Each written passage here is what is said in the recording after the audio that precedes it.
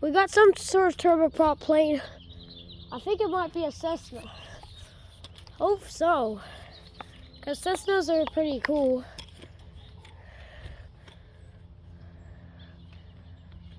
They're very cool. And they're pretty loud as well. And even though they're not as loud as 777-200 ERs or 747s. A 747 I wish was still active today was the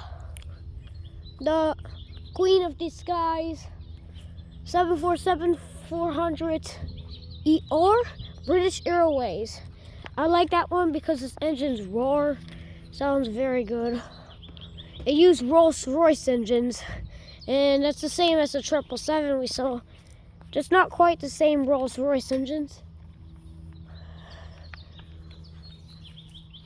And the C-17 uses Parrott Whitney engines. No, I don't see it. Well, I guess that's just a listening to one.